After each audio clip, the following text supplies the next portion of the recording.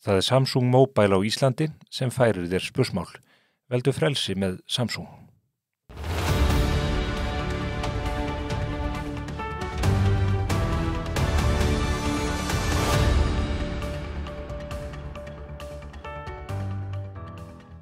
Komið þið sæl og velkomin í spursmál.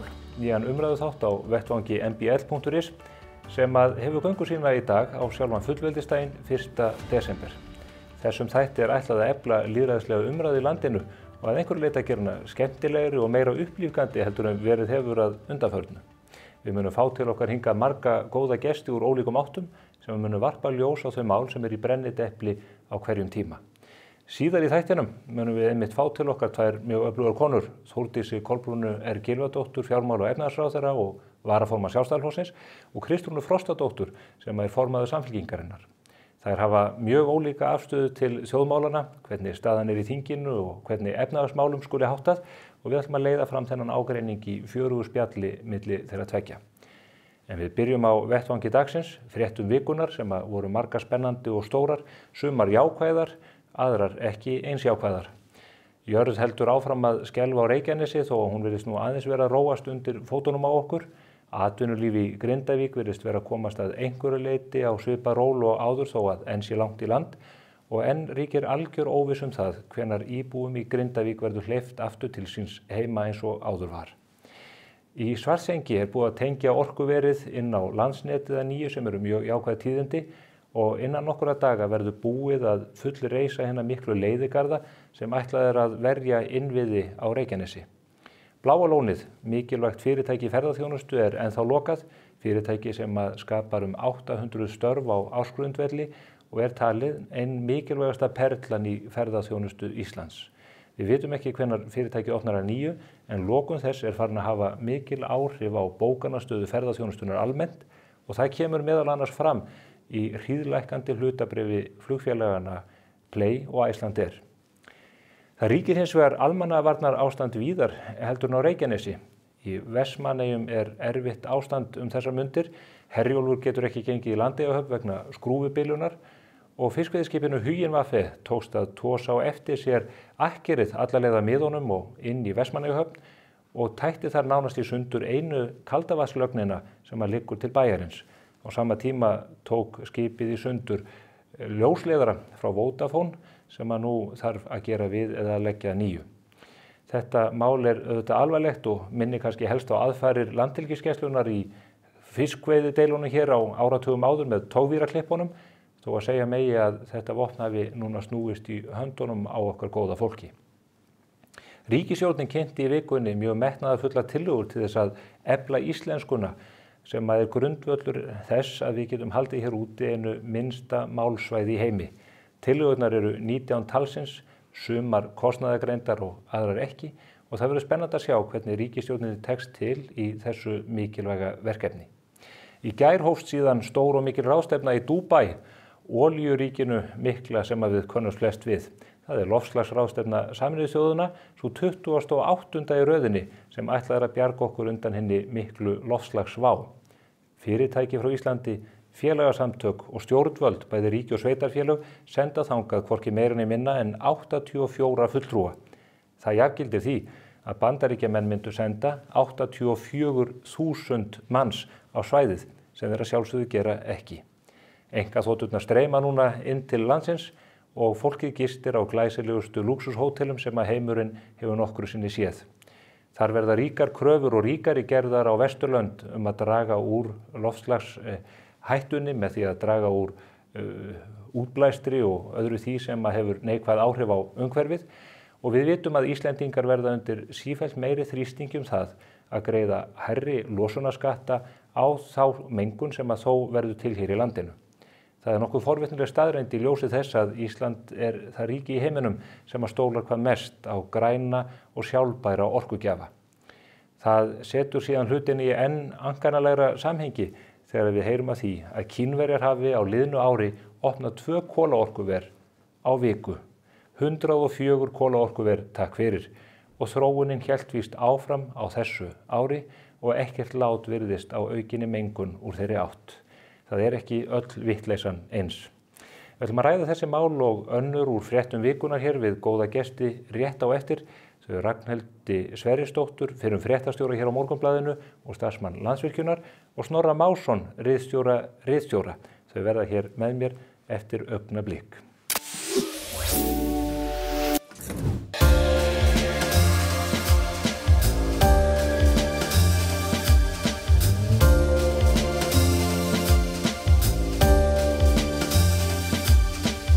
Herragarðurinn klæðir þig vel.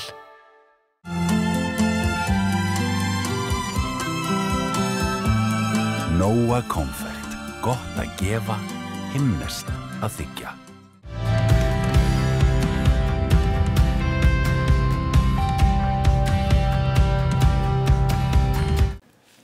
Komið þið sæla nýju. Hingað og vettvang dagsins eru komið með góða gesti. Þau Ragnhildi Sverrisdóttur, fyrrum fréttastjóri hér á Morgunblaðinu og starfsmann Landsvirkjunar og Snorra Másson, ritstjóra. Velkomin bæði tvö. Takk ykkur fyrir að hleypa þessu svona stokkunum með okkur hér. Mjög ánægilegt. Við þurfum að fara yfir nokkrar fréttir vikunar og mig langar eiginlega til að byrja á furðufrétt vikunar sem að eiginlega sprakk út helgina og tók svo á sig mynd eftir því sem leið á hana. Það handtaka alþingismanns. Ragnar Árnadóttir, skrifstofustjóri Alþingis, segir að þetta eigi sér engin fordæmi. Ragnhildur, sem svona gamall fréttahundur, hvernig horfir þetta við þér? Sko, ég á pínu erfitt með að keyra upp rosalega hneykslun á þessari uppákomu vegna þess að þetta náttúrulega bara, konan verður greinilega ofurölvi og þetta fylgir allt. Hún þingmaður, það gerir þetta óneitanlega flóknara. Og ef þetta var handtaka, sem ég skilst að hafi verið, þá það náttúrulega ekki boðlegt og Píratar ekki til sérstaklega góðri stöðu vegna þess að þau hafa jú verið mjög iðin við að svona berjast gegn, halda einhverju siðagildum á lofti og berjast gegn spillingu og allt það. Ég samt aldrei erfitt með að sjá vegna þess að leið og svona gerist, þá hleypur fólk í skotgrafina pólitísku og fyrir að nýta sér þetta og einmitt segja eins og já, Píratar sem alltaf að bá svona einhverja siðareglu nú sitjaðu í því, aldrei. En ekki einmitt mikilvægt að þingið fái niðurstöðu í það hvort að handtakan hafi verið réttmætt? Það alvarlegt mál þegar framkvæmdarvaldið tekur löggjafarvaldið höndum. Já, ég veit það. Ég kannski bara situr í genunum á mér á þessu tíma þegar Íslendingar sátu uppi með sídrukna hreppstjóra og pókapresta á þess að það hefði nokkur eftirmál. Kannski, og allir kátir? Allir kátir með það og svo kemur þessu kona og drekkur yfir sig. En auðvitað þarf að fá þessi formlegheit á hreint á þess að ég nenni að velta mér upp úr nákvæmlega hvað kom fyrir þessa stöku konu. Akkurat. Þá hún jú þingmaður. Þetta nú svona smáðinni vaxið því að ég hugsaði svona íhaldsmenn sem voru mjög ánægðir að fá þarna ákveðin flöt á pífutum sem spilaðist alveg upp í hendurnar af fólki sem svona, þreytt á pífutum og þeirra skín heilagleika. Þá náttúrulega eða samt þannig líka áfram að verðum að muna það að þessir sömu íhaldsmenn alltaf boða sem gott, þetta að menn séu saklausir þannig að þetta sektir sönnuð. Þetta smásamt þannig að það eiginlega sama hvort þú sért saklaus eða sekur af hverju sem átti að hafa átt sér þarna. Þetta bara rosalega óheppilegt. Við verðum auðvitað að fá einhvern veginn, ég alveg sammála því, að vita hvort að eitthvað svona, af hverju þessi handtaka átti sér stað. Því að í fyrstu yfirlýsingunni þá náttúrulega gerðum mjög lítið úr þessu. Og svo fjallaði nútíminn undir nýrri stjórn Frosta Logasonar málavexti, greindi frá því hvað hefði átt sér stað einhverju leyti. Fyrst kallaði síðan þingmaðurinn það slúður og síðan eiginlega fer hún í annarri yfirlýsingunni og segir að jú hafi hún verið að drekka of mikið og hún hafi brugðist inn í versta við þegar dyraverðir og síðan lögreglan nálgast hana. Þannig að og heimildin, rannsóknarblaðamennsku miðill fer á eftir lögreglunni í þessu og fer og spyr lögreglan, heyrðu, þetta nú í lagi að lögreglumaður sé að greina frá þessu eins og heimildin sé viðkvæm fyrir nafnlausum heimildamönnum Þannig að ég alveg sammála þetta fyrir skotgrafir. Þannig að þegar fólk einmitt svolítið haldt undir Pírata þá, já. Eins og öllu svona málum, it's not a crime, it's a cover-up. Hún ætlaði að vera á undan, segja frá þessu fyrst og hún gerði það, var ekki fyrir seinni tilraun sem hún kom með söguna alla. Sem eru mistök. En segðu mér út frá þessu, þarf ekki þingið einfallega, því nú erum við 63 þingmenn, það væri hægt að handtaka þá af ýmsum ólíkum ástæðum í ólíkum aðstæðum kannski. þarf ekki þingið hreinlega bara að rannsaka þetta? Kallar þetta ekki á rannsóknarnefnd eins og Píratarnir kalla svo oft eftir? Ég veit ekki, ég náttúrulega dauðvorkin henni ef þetta fer fyrir rannsóknarnefnd, en þetta náttúrulega öðrum þræði bara hennar persónulega líf, þannig hún ekki á einn hátt í raun og veru sem að koma fram sem fulltrúi okkar heldur þetta bara... En verður hún beitið fyrir sig sjálf? Já, ef fólk lítur svo á að þetta séu tvö ólík líf, það hið opinbera líf og síðan hið persónulega líf, En Klausturmálið kannski eitthvað sem mætti spegla í þessu, þá... Mér finnst það öðruvísi vaxið þegar menn eru staðnir að öllum þessum ummæljum sem þeir höfðu samstarfsfólk sitt. Þarna hún vissulega augljóslega drukkin. Og jú, það hefur ekki komið nákvæm lýsing á því þegar hún segist sjálf hafa brugðist illa við hvað fór fram, en mér finnst nú alveg stigsmunur á þessum málum. Það var ekki ástæða til að handtaka þá sem voru á Klaustri, það? Það var ekki gert. Nei, en jú, ég er sammála því að ég held að eftir á hyggja finnst mér alveg ástæða til að velta fyrir sér hversu réttmætt það var að birta næstu í heild sinni sem einkasamtal sem fór þarna fram, þó að margt af þessu hafi verið gjörsamlega yfirgengilegt, þá bara flýgur ýmislegt yfirgengilegt mann á milli að taka það og, jú, líta á þessum fréttnefnd og birta það í heild sinni. Hefur verið metið ólöglegt að persónuvernd að taka þetta upp og ég veit ekki hvað það þýðir það að hafa birt þetta. Mér finnst svona eina sem var stórlega fréttnefnd í því máli var þetta hrossakaupin á milli Gunnars Braga og Sjálfstæðismanna sendiherrastöðuna. Restin mjög óviðurkvæmilegt, vægast sagt, en ég meina, þú veist, eins og ég segi, ýmislegt flýgur, fóru nú reyndar ýmsir kallar svona karlfeministar á sín tíma og sagði ég hef aldrei átt svona samtal við mína vini. Ég veit ekki hvort að það standist hjá öllum karlmönnum. Það hafði enginn átt svona vini, enginn svona samtal við nokkurn mann. Nei, og konur eru ekkert síður orðubrjátar en kallar í þessu efni, Þú veist, þannig að... Ragnhildur, hefur þú aldrei orðið upp í svona tali? Ég ætla ekki að segja já eins og klausturmenn, en örugglega hef ég veit alveg, já, og ég hef alveg margoft sagt mjög óviðurkvæmilega hluti, kannski ekki á þennan veg, en margt sem ég hefði ekki viljað láta taka upp og herra mig upp á mig, en finnst ég heldur ekki kjörin fulltrúi, Guði sé lof, og verði það ekki úr þessu. En ég dáist að mörgu leyti samt að festu Sigmundar Davíðs í hvert skipt sem þetta mál ber á góma, þá segir hann alltaf það sama, alltaf alvarlegur, gefur ekki fet eftir að... Við erum fórnarlömbin, þessu hliðrunamáli. Og það er bara gott PR, Við skulum, þetta kannski staðfestir að fólk á almennt að gæta því að ganga hægt glerinadyr. Veit það nú ekki, en bara ekki láta standa sennunum misjöfnu. Menn þurfa ekki... Ég hef oft verið á skemmtistöðum og ég hef oft verið lengir á klósti, ég hef aldrei verið handtekinn, Hver eru tímamörkin? Já. Þegar það er búið að loka staðnum, þá er það pínu hint svona þú átt að vera að fara út í klósti. Það er eiginlega, þú getur haft það við mig næst. Já, minnum fólk á þetta núna fyrir helgina. Færum talið kannski að enn alvarlegra málið, það er staðan í Vestmannaeyjum eftir þessa ótrúlegu uppákomu sem staðfestir nú að menn þurfa ekki að vera drukknir til að gera bombertur. Þannig eru þaulreyndi skipstjórar sem að klippa bara í sundur eða nánast lífæðina út í eyjar. Hvernig er þetta mál að vinda upp á sig að þínum að dera? Já, þeir reyndar heldur nú þessu lognaðan þá, þeir stór skemmtana og allan umbúnað með því að reyna skils mér að marg rykja þessu akkjörulausu. En nú sá ég síðast að tala að þetta fara að eima vatn og sjó og þau svona auðvitað fólk nervust að þetta fari endanlega sundur, þetta er ekki spaug. Mér finnst eins og var alveg kjörið að taka tilbúið þessa sérstaka bandaríska fyrirtæki sem birtist þér og ætlar að bora bara göng með... Já, logsjóða þau. Logsjóða. En ég meina ef það er hægt að leggja einhver gagnagöng hann út, þá mættu byrja á því áður en fara að tala um bílgöng. Að gera að lefa að spreita sér. Þeir lofa að taka alla ábyrgð á því sjálfur, Myndið þú þora að keyra í gegnum göng út til eyja?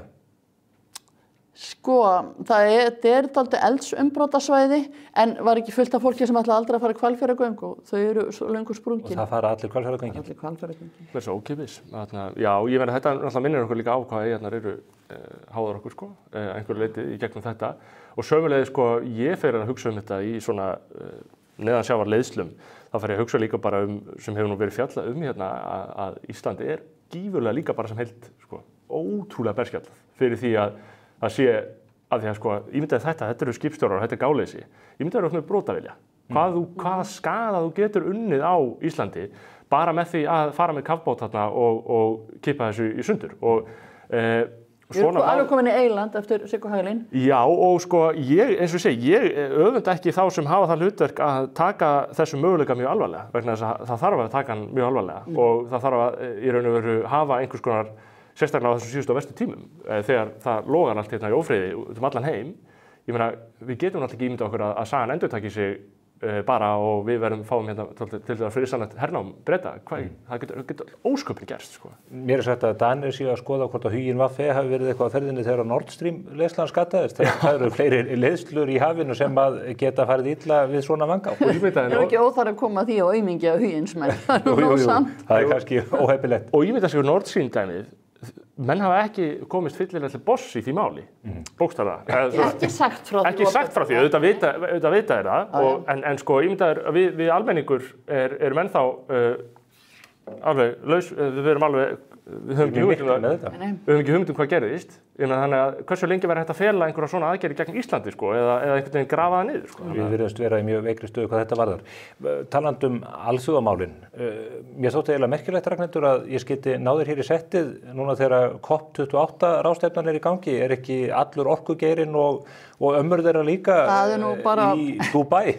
Mjög hóflegur hópur frá Landsvirkjun í Dubai og á allavega gott erindið þangað. Hóflegur hópur upp á 20-30 5 eða 6 sko. Það er nú bara allt á sumt og það er allt fólk sem á erindið þangað. Það stóð nú reyndar aldrei til að ég færi. Nei. En ef mér hefði verið boðið þá hefði ég nú afþakkað því að maður verður nú að hafa einhver lágmarksprinsip í lífinu og mitt er það að fara ekki til ríkja þar sem að samkynhneigð er beinlínis bönnuð og refsiverð. Mér finnst það nú svona kannski ekki stórt prinsip, alveg lágmarki sem að vera að styðjast við. Þannig að ég hefði afþakkað Dubai ef það hefði staðið til. Finnst þér ekki orka tvímælis að halda ráðstefnu sem þessa í slíku ríki sem að heldur upp í slíkum viðhorfum og er auk þess eitt af fremstu olíuríkjum heimsins? Já, ég ætla mér nú ekki þá duld að menn fara að breyta ráðstefnu haldi af því að ég er pirruð út af mannréttindamálum.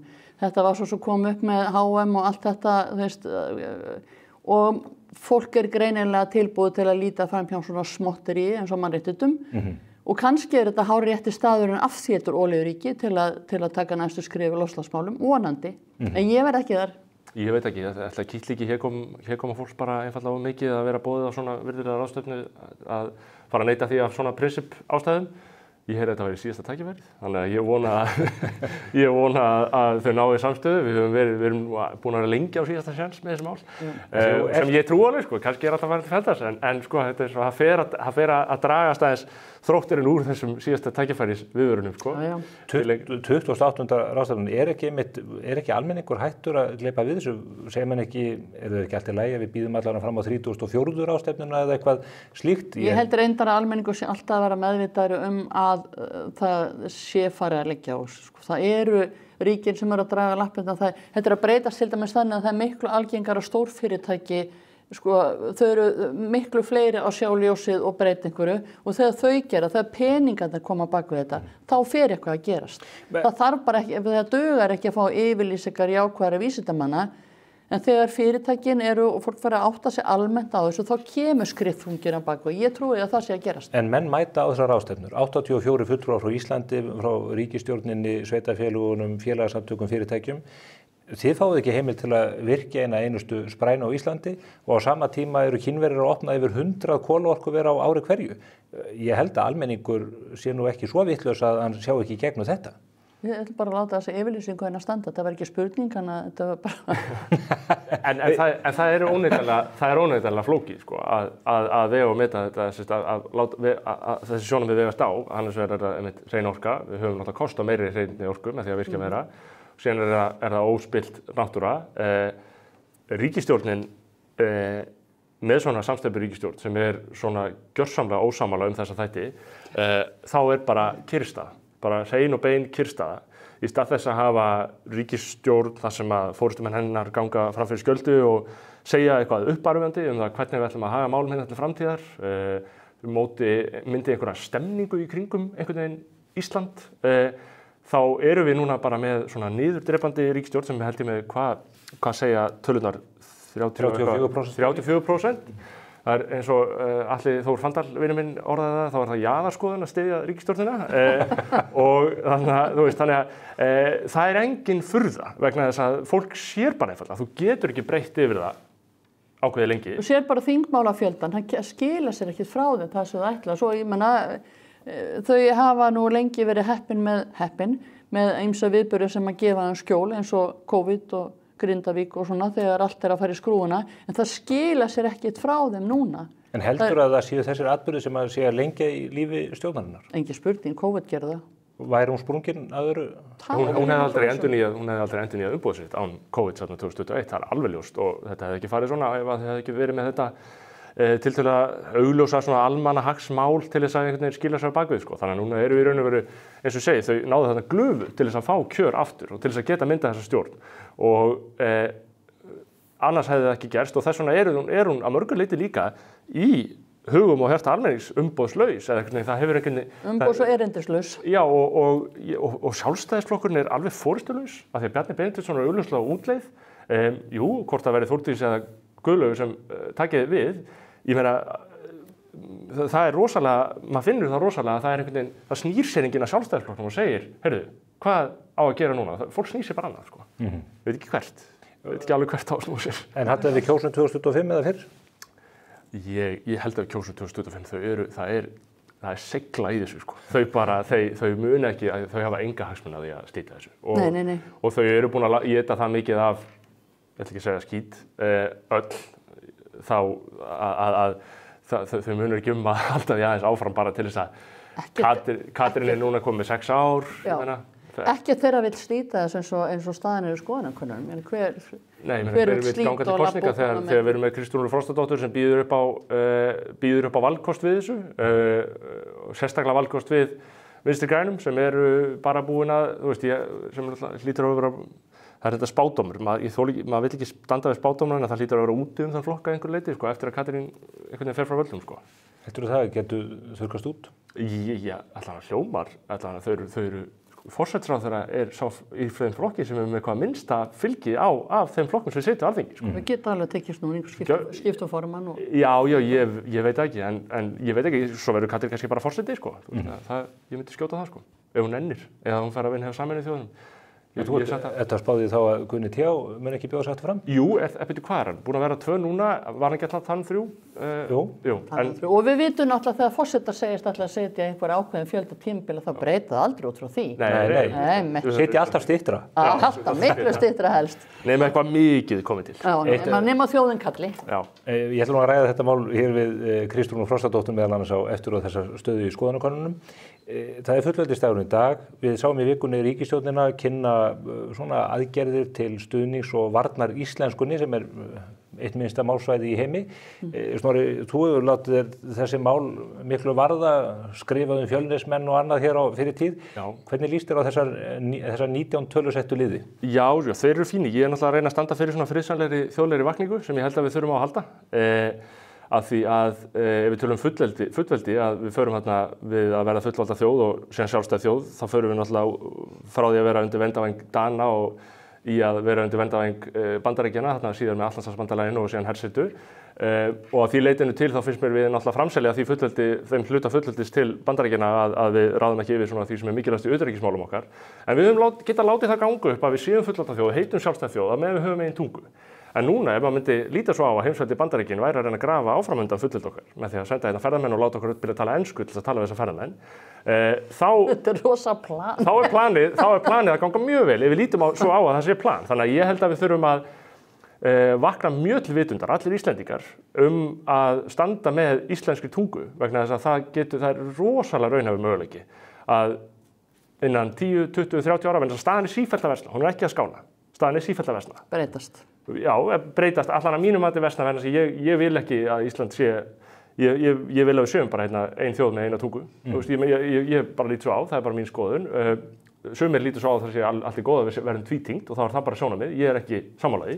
Ég lít svo á að halda áfram að tala íslensku, bara aðra íslensku en við tölum núna og þessi söngur hefur verið kynslóðan saman, þá er þjóðin alltaf að glata tungunni af því að yngri kynslóðan talar öðruvísi íslensku en svo eldri og við erum sko... En erum við ekki að sletta allt of mikið? Jú, hérna þú veist að amma var ung og slett önsku öru hvort orðið. Ég held að við sem ekki að sletta neitt í þessum þætti, ekki eins sem komið þér. Næ, fór helvið. Ég bendi á að þetta eru mjög eðlisólíka breytingar sem er að verða núna. Það er sótt að íslensku á mjög mikilvægum grundvallar vígstöðum. Tæknibyltingin. Ég er bara að reyna að halda í bjartsýnina, sko. Ég sé þetta alveg, en þú veist... Ég var lengi að reyna að halda í bjartsýnina. Ég er að reyna, bara Eiríkur Rögnvaldsson segir það er allt í lagi að breytast. Mér finnst sko eins og ég segi, ég er alveg fylgjandi því að fólk má misþyrma tungumálinu eins og það vill svo lengi sem það notar það. En síðan eru unga Ekkert kommentarist, það má misþyrma tungumálinu að vild. Já, en sko spurningin er sko hvort að í fyrsta lagi unga fólki vil nota það og í öðru lagi, eins og ég sagt, hvaða skilaboð fær ungt fólk sem er alltaf verið að segja að nota íslensku þegar fer út í búð og það er ekki hægt að tala íslensku þar. Þú veist, okkur hefur mistekist fullkomlega að aðlaga. Ég er reyndar ánægð með nokkra af þessum aðgerðapunktum sem miða að því að auðvelda fólki að læra íslensku og fólki sé flytur til landsins. Við erum búin að standa okkur mjög illa þar. Það ætti að vera þannig að þegar þú kemur til landsins, þá getur þú gengið bara inn í stofnun, þú ert ekki að skráða neins staðar, þú ert ekki að gera þetta, þú bara gengið inn í risabyggingu, bara valsa inn í íslensku tíma, það sem er endalaust verið að gera. Þetta á að vera bara einhvers konar stærsta opinbera verkefni sögunnar að mínum mati, sko. En þessar aðgerðir eru komnar, við erum að tala um eitthvað 1,3 milljarð, það er ekki alveg ljóst með fjármögnun á þessu. Ég hef ekki mikla trú á ríkisstjórninni til þess að bæta þessi mál vegna þess að hingað til þá hefur þetta ekki gert nema versna.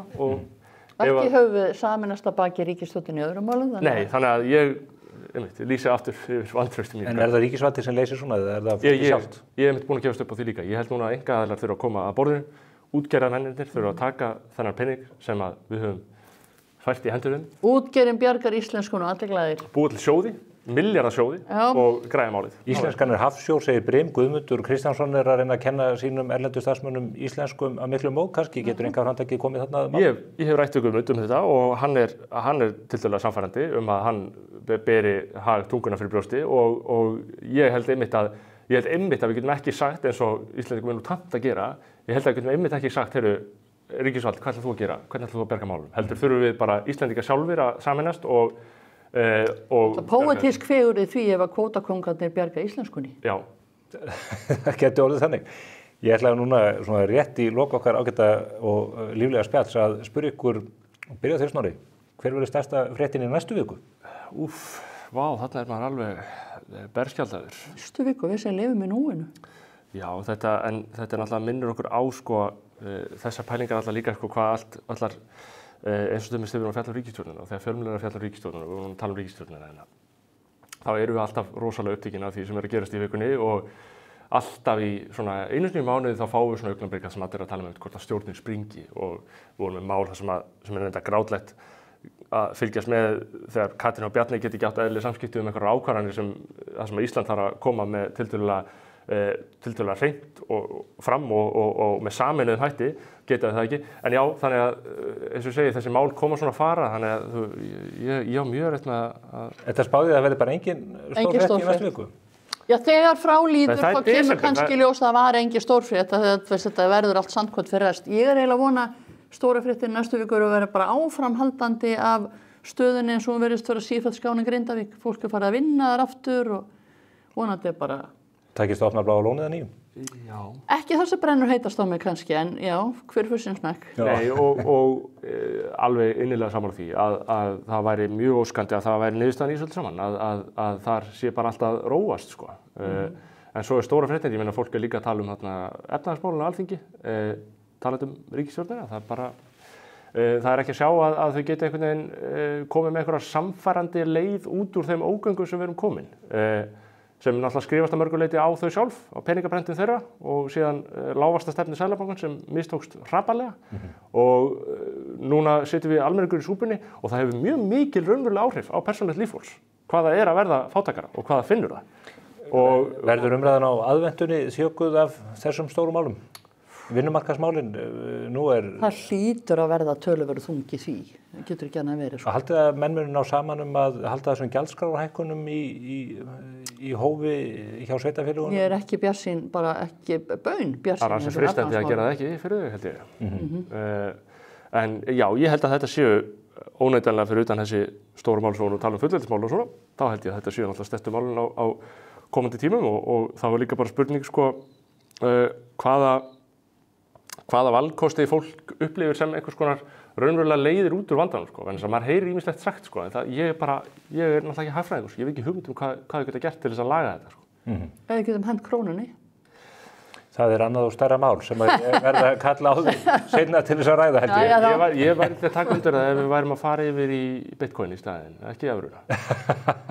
Alltaf vantar það. En við bara stólum á sér íslensku lausn, þetta reddast fyrir rest. Þetta reddast alltaf fyrir rest. Nú 1. desember, á sunnudaginn fyrsti sunnudagur í aðventu. Ég óska ykkur gleðilegar aðventu og jólaháttíðar. Takk sömuleiðis. Þakka ykkur fyrir að koma hér til leiks í fyrsta þátt Spursmála. Takk fyrir mig. Við verðum hér eftir örskamma stund með Kristrúnu Frostadóttur og Þórdísi Kolbrúnu Gylfadóttur. Það að takast á pólitíkina eins og hún stendur í dag.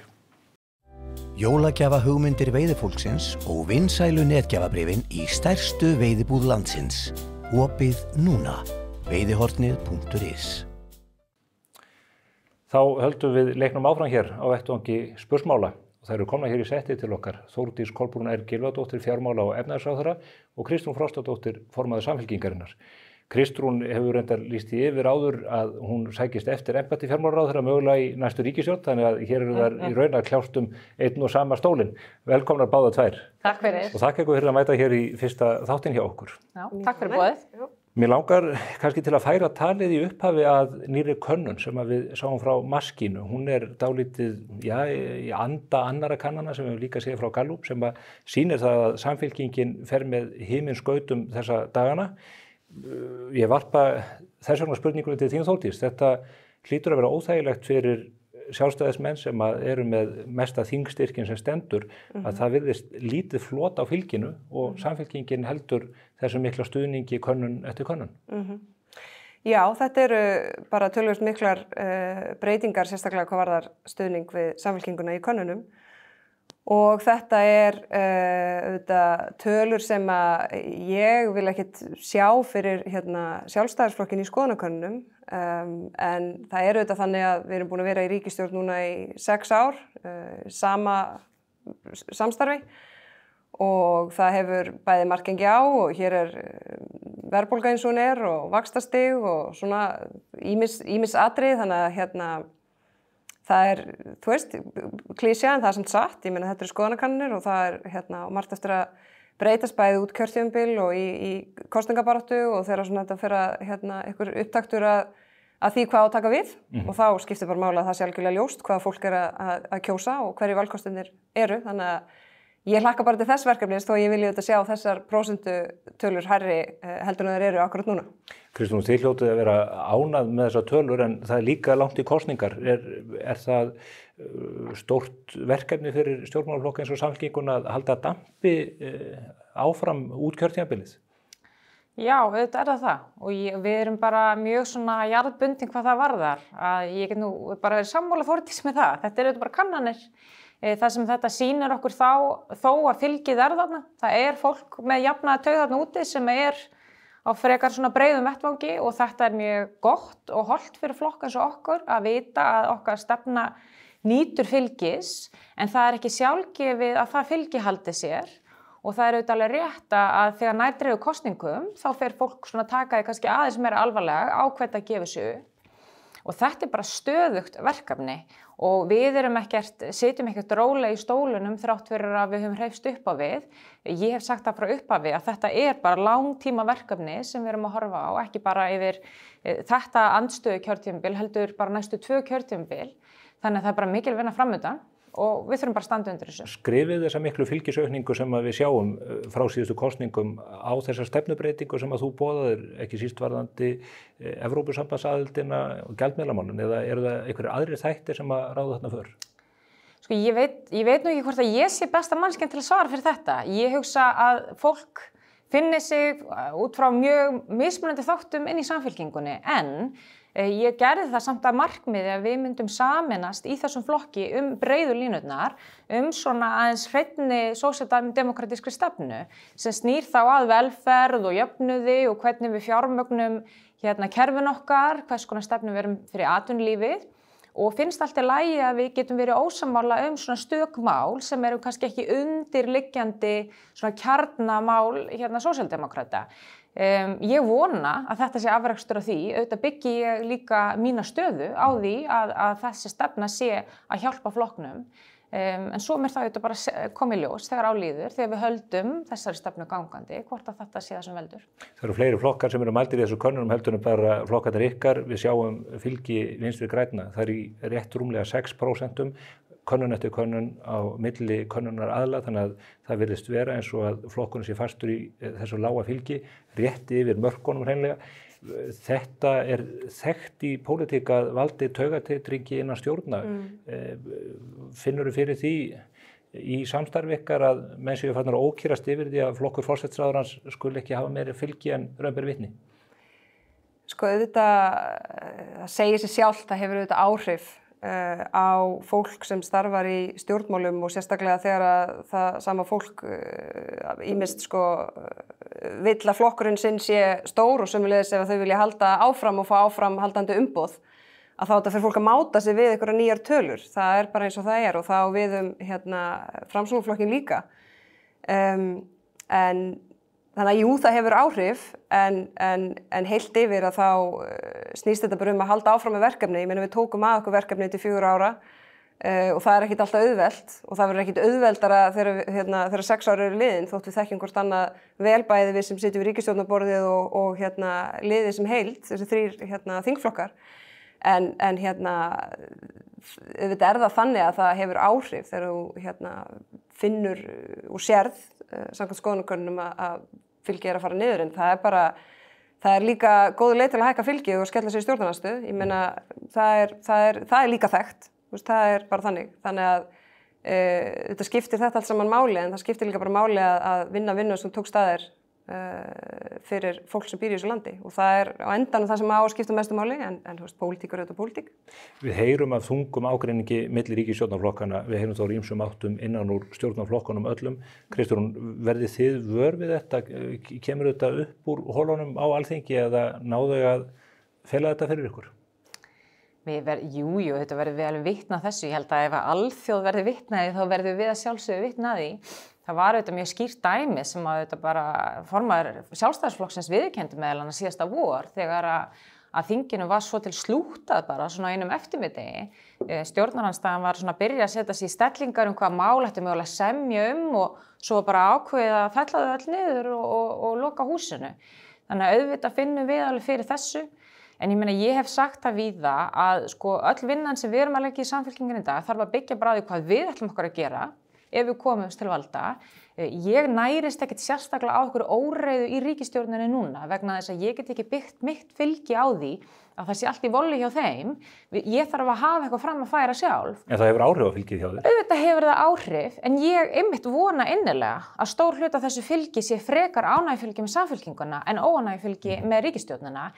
Ég átta mig alveg á því að það kann að skarast, en það breytir því ekki í lokdags þegar fólk fer inn í kjörklefann á kjördag, þá þarf að taka ákvörðun hverjum treyst ég til að stjórna og það hafa alveg komið upp stöður í fortíð þar sem fólk hafi verið ónætt með núverandi ástand eða þá verið ástand en kannski ekkert endilega treyst einhverjum öðrum betur.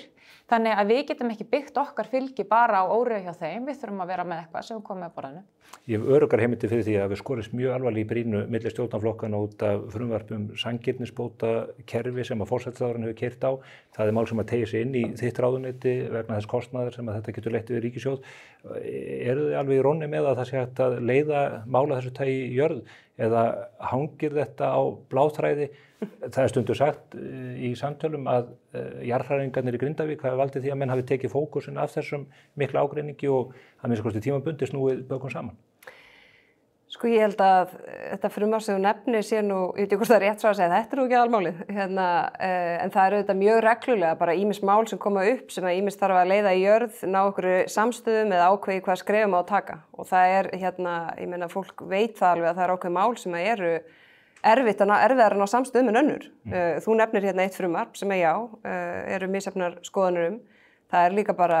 Við vitum að forsætisráðherrann brást mjög harkalega við í málinu. Það kannski er ólíkt mörgum öðrum málum.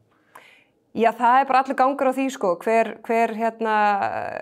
með hvað hætti, hver ráðherra eða hver flokkur bregst við einstaka málum, sko. Það eru, þú veist, við erum mjög samstigum ákveðin mál, við erum náum niðurstöðum önnur mál og svo eru önnur mál sem eru bara erfiðari.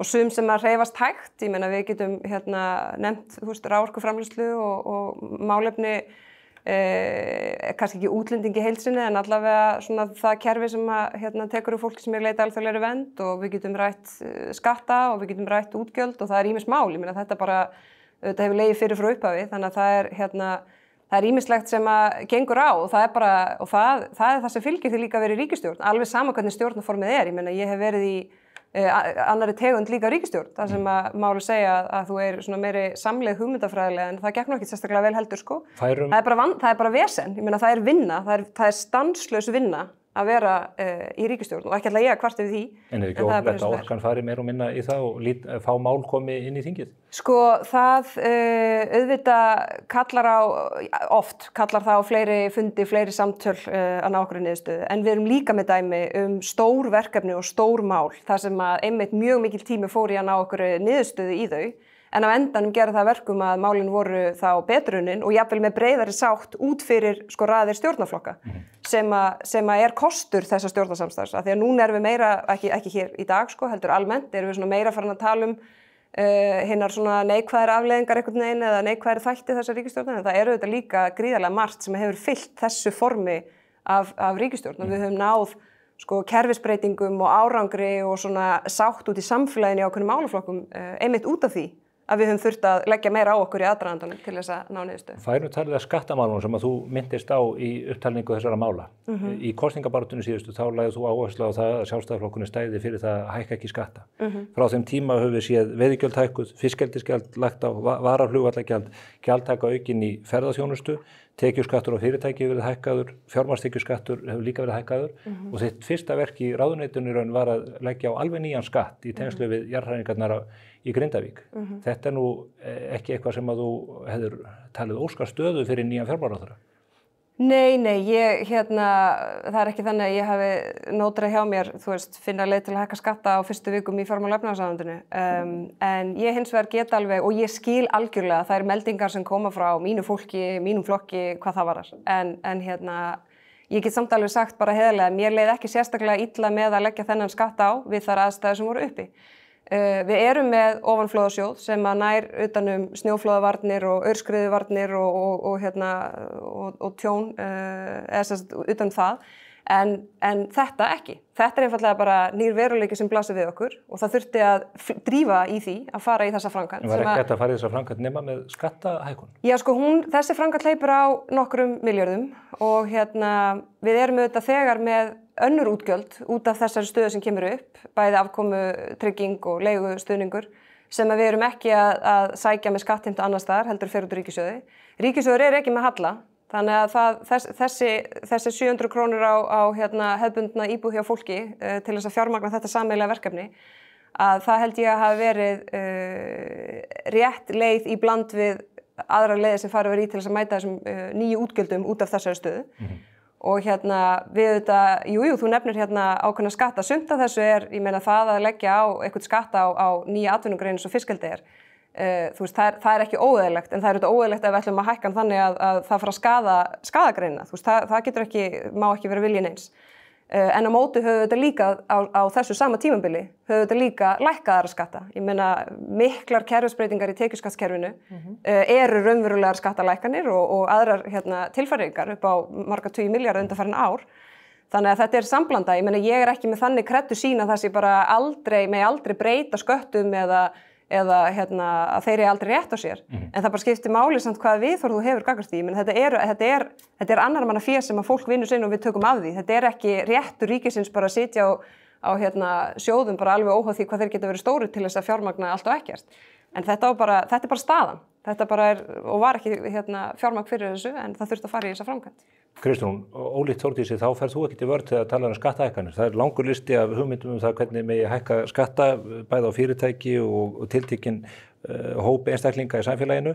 Mér langar til að ræða þessar hugmyndir aðeins við þig, en mér langar líka til að spurja út í eiginlega nálgun á það, því að þið komið með tillögur eða hugmyndir að því hvernig megi efla velferð í samfélaginu og þið nefnið þessar skattahækkanir í því tilliti til þess að fjármagna þær. Þegar ég skoða stefnu ykkar, annars vegar kjarapakka Samfylkingarinnar frá árslokum í fyrra sem að þið boðið reyndar að verði gefin út í eitthvað breyttri mynd fyrir árslok, en þegar við líka lagt til mikla breytingar hvað var það heilbrigðisþjónustuna. Ég tek eftir því að þið nefnið sömu skattahækkanir til grundvallar fjármögnun þessara verkefna. Eru þessi verkefni að því tagi að þið getið sótt nægilegt fé til útgerðarinnar í tekjuskattin hjá hinum hæslaunuðu og inn í einkahlutafélögin til þess að fjármagna allar þessar mjög svo metnaðarfullu hugmyndir? Sko ég held að þetta snúist kannski líka svolítið tímasetningu og hvar þú kemur inn í verkefnið.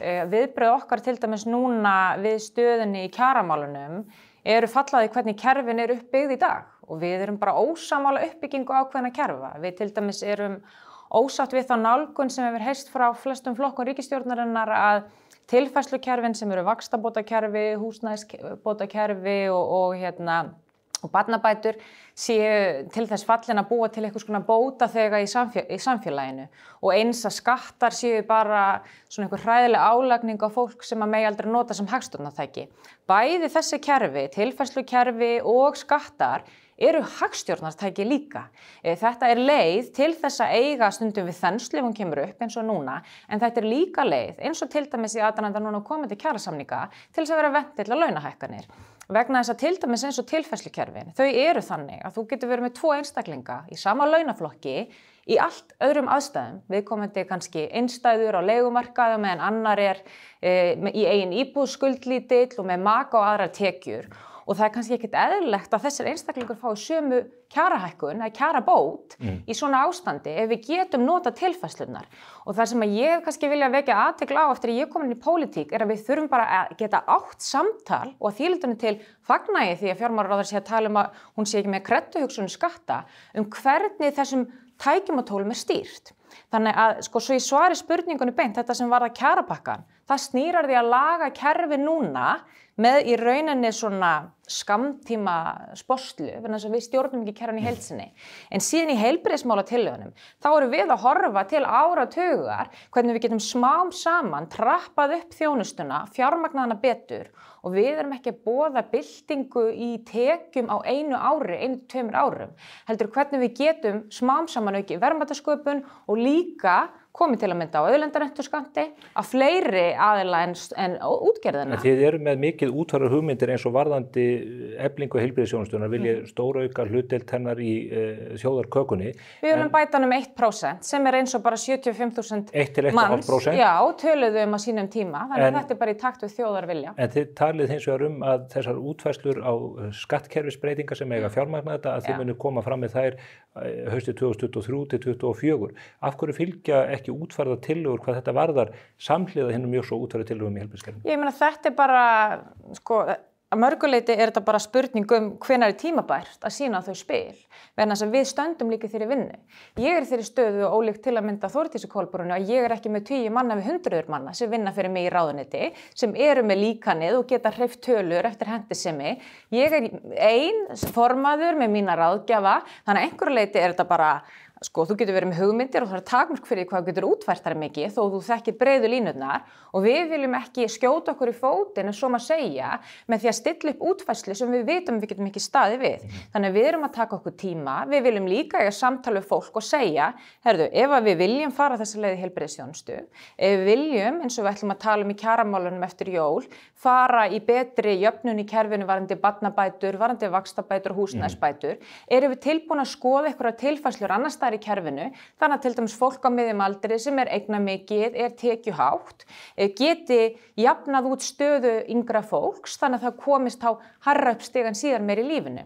Þannig að einhverju leyti er þetta bara praktískt atriði, en ég held að sé mjög mikilvægt samt í allir þessu umræðu, svo ég komi aftur að því sem er hagstjórnartækin og það, að Samfylkingin er ekki með það sem stefnu sína að hækka skatta eða auka tekjur. Við viljum bjóða upp á ákveðna þjónustu, við trúum á samtryggingu, við trúum á mikilvægi tilfærslukerfa til þess að standa undir norrænu velferðarkerfi. Þú vilt fjölga bóta þegar þú segir það, þú segir að ríkisstjórnin sem aðgerðir sem að fækka þeim en þú telur að koma 5.000 manns inn í bótakerfina ný. Já, ég meina, ég horfi ekki á þetta sem bóta þegar í neikvæðum skilningi. Þetta er bótakerfi. Þetta er barnabætur er ekkert annað en skattalækkun á barnafólk. Vaxtabætur er ekkert annað en frádráttarbærni skatta fyrir skuldsett fólk sem hefur ekki fjárhagslegt bakland til að lána mikið eigið fé og húsnæðisbætur er ekkert annað en stuðningur inn í rándýrt leigukerfi þar sem að félagslegt íbúðakerfi er varla til staðar. Og í norrænu löndunum í kringum okkur, þar sem oft er horft á til dæmis kjarasamninga og hvað þeim stendur að vera að semja, þá hefur þeim gengið ofboðslega vel að nota tilfærslukerfin sem hagstjórnartæki til þess að greiða fólki betri kjör, án þess að fara launalega. Það eru mörg þúsund íbúðir í hennu félagslega leigukerfi, þannig að það kerfi sannarlega til staðar. Það eru 3% af íbúðum hér á landi, 3-5% segja, þetta í kringum 20% í Danmörku, þannig að við erum bara á allt öðrum stað hlutfallslega en í þeim löndum. Hvernig bregstu við þessu? Já, sko, fyrst varðandi bara vaxtabótakerfi, því að Kristrún hefur verið að nefna þetta mikið undanfarna daga og vikur að það sé mjög skaðlegt og vont að það sé 5.000 mann sem eru að detta út úr vaxtabótakerfinu. Það var auðvitað tekin bara upplýst og meðvitað ákvörðun að láta vaxtabótakerfi fjara út og við komum á móti með stofnframlög fyrir fólk á leigumarkaði, sem fólk sem ekki með sérstakan félagslegan stuðning á leigumarkaði heldur tekjulágt og á leigumarkaði. Og ég held að sú breyting hafi verið af hennu góða, enda segir bara hagfræðin okkur það þegar þú ert með vaxtabótakerfi að það raunverulega ýtir undir skuldsetningu hjá heimilum. Þannig að hitt kerfið betra. Þess vegna finnst mér það ekki sjálfstætt vandamál af því að hitt kerfið að taka við og við erum búin að setja nýja fjármuni. En hvernig hefur gengið samt að skila þeim stofnfjárframlögum út? Það hefur gengið mjög illa og til langstíma styðja alveg þá nálgun að taka út vaxtabótakerfi. En til langstíma eins og Keynes sagði, þá erum við öll dauð. Og í millitíðinni ertu með fólk sem að brenna á meðan þið eru í vandræði með að byggja. Þannig ég styð þetta langtímasjónarmið. Við erum í vandræði með að byggja. Ég ætla að fá fara yfir þessi nokkur atriði. Við erum þá bara grundvallaratriðum ósammála ágæti vaxtabótakerfis sem að ýtir undir skuldsetningu heimila. Og mér finnst það bara ágætt skref að fara út úr því kerfi og láta annað kerfi taka við. Varðandi barnabætur. Að þá auðvitað samfélkingin á þeirri skoðun að Norðurlöndi, ef að fara í 8 Norðurlöndum og það sé bara almenna barnabætur óháð tekjum sem að myndi þá kosta ríkissjóð einhverja 20 milljarða plús til viðbótar við það sem nú og það þarf þá að gera ráðstafanir til þess að ná því fram. Á meðan á Norðurlöndunum reyndar tekur bara við barnabótunum og fer með þær í leikskólakerfið. Vegna þess að þú tekur heildarstuðning við barnafólk á Íslandi, að þá er hann betri þegar á heildinni litið heldur en víða í kringum okkur. Og hvar er það sem að helst strandar? Það er ekki krónutalan á barnabótum. Það er að fólk hefur ekki svör það hvenær það kemur blessuðu börnunum sínum á leikskóla. Það er númer 1 á lista hjá barnafólki á Íslandi og sérstaklega þetta í Reykjavík, þar sem að við erum bara ekki við, því miður, ekki við í Sjálfstæðisflokknum, heldur flokkur Kristrúnar, er bara komin út í skurð með þá nálgun. Ég veit ekki betur en að önnur sveitafélag, bara svo ég grípi þetta sé líka í vanda, meðal annars að Kópavogur sérstaklega að breyta kerfinu sínu verðan þess að þau geta ekki það er allavega eitthvað hugur því að breyta kerfinu og ná árangri. En ég held að það skipti máli í þessari umræðu að fjármálaráðið svari þá hvaða hugmyndir hún er með til þess að auka mönnun í leikskólum landi í kring þar sem allstar þetta vandamál. Hvað þarf til að bæta mönnunina og er fjárhagslegt svigrúm hjá sveitafélögum til að bæta þá mönnun? Þannig að þessi spurning, henni verður að svara. Við vitum að vandinn er mönnunarvandi. Þar er þetta kjaramál og við vitum nú alveg hver er þá raunveruleg stað og hver telur hún að sé lausn í leikskólakerfinu ef það er þá ekki að bæta fjárhagslegt svigrúm sveitafélaga til að borga fólki sem starfar á leikskóla mannsæmandi laun. Já, er það ríkisins að bæta fjárhagslegt svigrúm sveitafélaga? Eru sveitafélögin sjálfstæð með sinn rekstur? Gengur misvel eða allstaðar jafnvel að manna leikskóla? Það gengur sannarlega misvel og sumir sveitafélögin gengur bara mjög vel að taka við börnum áður en þau verða 3 ára eða hvað það er heilt yfir í mismunandi hverfum hérna í Reykjavík. Kópavogsbær til dæmis hefur þá farið í kerfisbreytingu og það verður bara mjög áhugavert að sjá eftir einmitt vinnu, það sem meðal annars kemur í ljós að það er ekki bara kjaramál sem skipta það fólk sem að starfar á leikskólum máli heldur aðri þætti sem er einmitt verið að mæta, þannig að það verður bara mjög áhugavert að sjá árangur af þeim kerfisbreytingum. Síðan það með vaxtabótakerfi, barnabótakerfi og að því varst að nefna heilbrigðistillögur og þessar hugmyndir að skattahækkunum sem Samfylkingin er með, að jafnvel þóttu færir í þær allar, að þá er það þannig að miða við þær bæði aukningu í millifærslukerfi, bótakerfi og síðan með heilbrigðismálin, sem er auðvitað bara stefna sem að ég held að enginn á Íslandi geti öskað sér hásunni að vera ósammála. En það verður bara að segja hlutin eins og eru. Þú fjármagnar ekki þessar aðgerðir með þessum jaðartilfellum sem rættur í skattahækkunum, heldur gerur það með því að sækja fjármagn í vasa venjulegs fólks og millitekjufólks á Íslandi sem er massinn af fólki sem býr hérna og það verður það bara að koma hreint fram vegna þess að Kristrún spurði mig í þinginu daginn eitthvað á þá leið að það væri búið að soga út úr velferðarkerfinu 90 milljarða sem eru skattalækkanir undanfarinna ára sem ég er nú bara mjög stolt af og eru auðvitað bara grundvallaratriðum ósammála Kristrúnu. Að það sem eru auðvitað alrangt vegna þess að við höfum sett mikla nýja fjármuni í öll velferðarkerfi, bara almennt, heilbrigðiskerfi, velferðarkerfi. en á sama tíma hafa sko 2/3 hlutar þessa 90 milljarða hafa farið til lágtekjuhópa og rétt upp í millitekjuhópa í formi kerfisbreytinga á tekjuskattskerfinu einmitt í samhengi við kjarasamninga. Þannig að sko, þú veist, ef þú segir A, og ég get alveg beðið bara þolinmóð þangað til að búið útfæra það, en þetta þýðir ekkit annað en þú sækir þessa fjármuni þar sem massin sem þá venjulegt fólk sem að reka sín heimili. Og ég held að í þessu samhengi þá verðum við líka að velta því fyrir okkur hvaða áhrif það hefur að draga svona verulega úr tekjustofni ríkisins. Ég get alveg tekið undir það. Sem sósíaldemókratískur flokkur þá styður Samfylking samtrygging og samtryggingin þýðir ekki að 1% eða 1 atvinnugrein borgar fyrir allt. Það þetta ekki þannig. En flokkur velferðarkerfi og við borgum hæstu skatta í heimi. Ok, við verðum aðeins að taka það fyrir. Það til dæmis hægt að skoða rit sem heitir Taxing Wages á vegum OECD. Það tekið inn OECD mjög á móti vaxtabótakerfi by the way. Það tekið inn til lengri tíma. Til skamstíma þá verður þá að koma til móts við fólk sem í þessari stöðu. Þannig að þess að sú staða sem þú munt standa frammi fyrir sem fjármálaráðherra eftir áramót losnar meiri hluti samninga á markaðnum.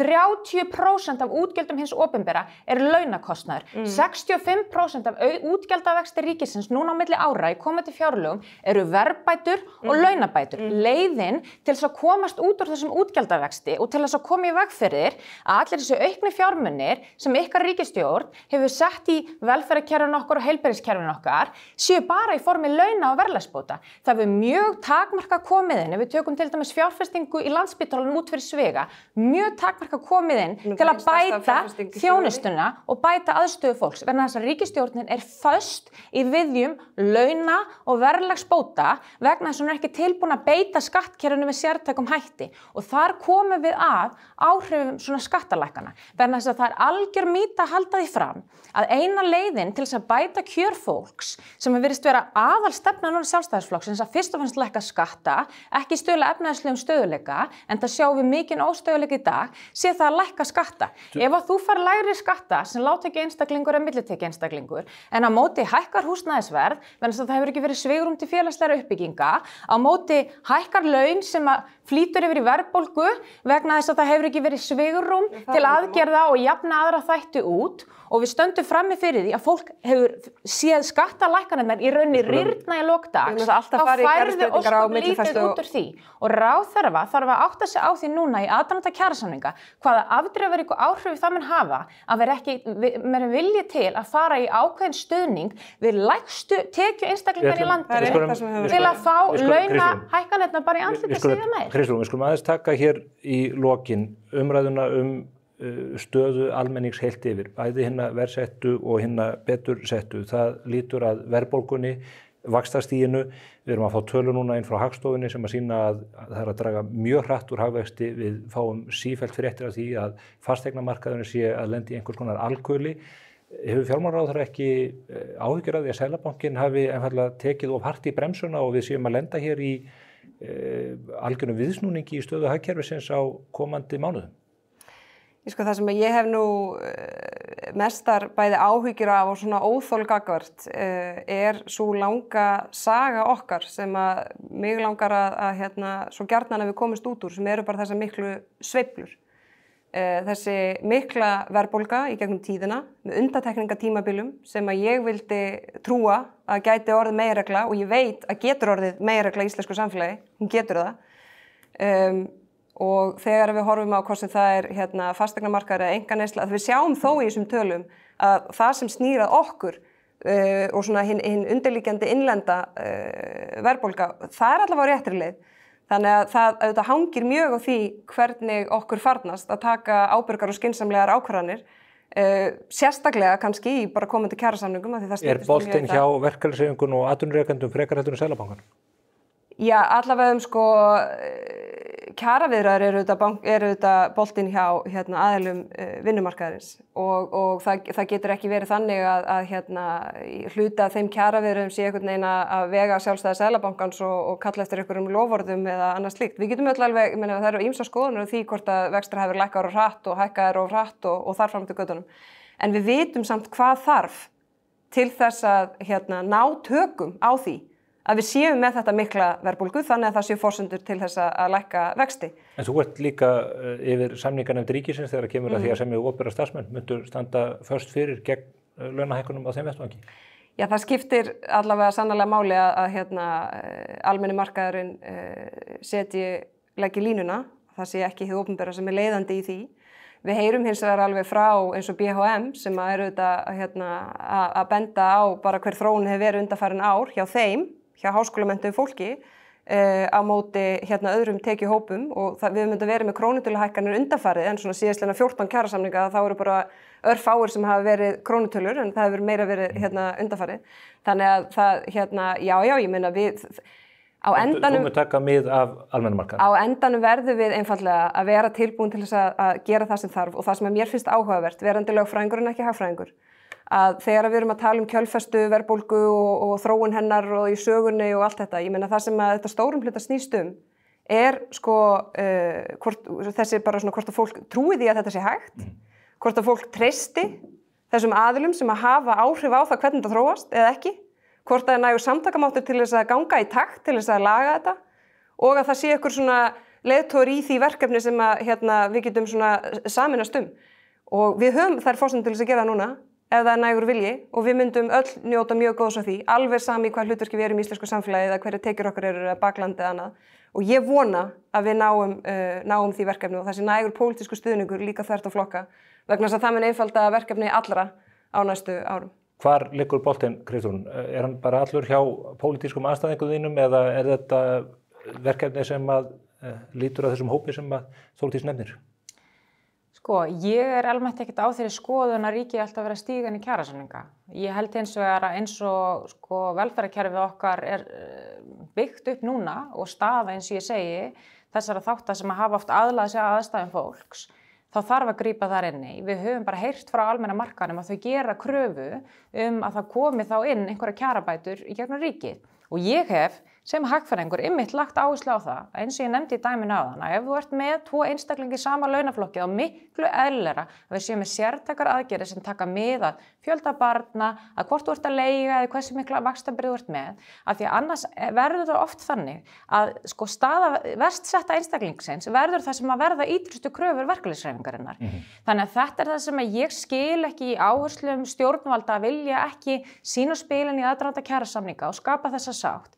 Það sem að gerist líka að þetta viðhorf sem að birtist líka til dæmis hjá formanni Framsóknarflokksins að það ætti ekki að búa til fleiri bóta þegar heldur fólk ætti bara að fara og semja hærri laun er að þarna ertu að láta í rauninni atvinnulífið taka verðbólguna og húsnæðisverðshækkanir algjörlega í fangið. Þú ert í rauninni að segja að út af þessari stöðu í efnahagslífinu þá ætli ríkið ekki koma og jafna stöðuna út og jafna þá byrðarnar út með annarri tekjuheimtu þar sem að þenslir í samfélaginu.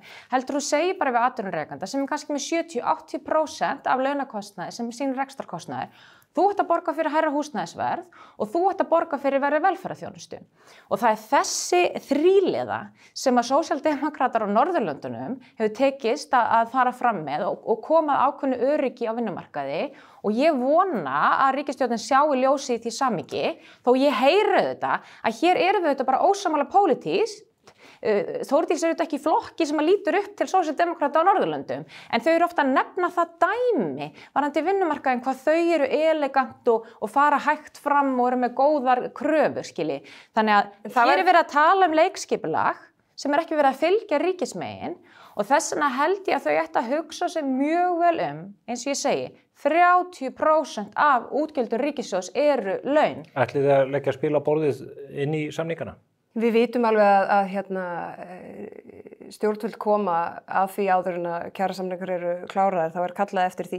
Akkur birtist þetta þá ekki fjárlögum ef þið vitið þetta, lögum samkvæmt, ætti þetta þá ekki fjárlögum? Sko, af því að Kristrún nefnir smart og elegant vinnumarkað á Norðurlöndum, þá væri ég nú til í að vita hvort að Kristrún og hennar flokkur myndu styðja breytingar á lögum og verkfærum til að mynda ríkissáttasemjara og vinnumarkaðslöggjöfin almennt í átt, þannig hún væri raunverulega eins og hún er á Norðurlöndunum. Styðjið það?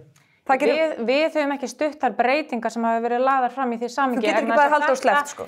Já, en ég meina þetta við vitum... Þetta mjög mikilvægt mál. Við vitum að ríkissáttasemjari hér hefur, síðasti ríkissáttasemjari hrökklaðist bara úr embætti. Við erum einfaldlega óþroskari vinnumarkaðslöggjöf á Íslandi heldur en á Norðurlöndunum. Ef við værum með hana mjög sambærilega, þá getum við gert sambærilega kröfur. Og að því hér spurt, af hverju ekki bara komin fram með það sem þið eru tilbúin að gera? Vegna þess að ef við værum með þroskaðari samtal og þroskaðari vinnumarkaðslöggjöf, að þá væri það mjög til bóta. Ég teldi það hérna heilbrigðari nálgun og ég myndi mjög gjarnan vilja komast þangað, en pólitíski veruleikinn er sá að hinga til og örugglega ennþá væri það þannig að það er ekkert gefið fyrir neitt slíkt.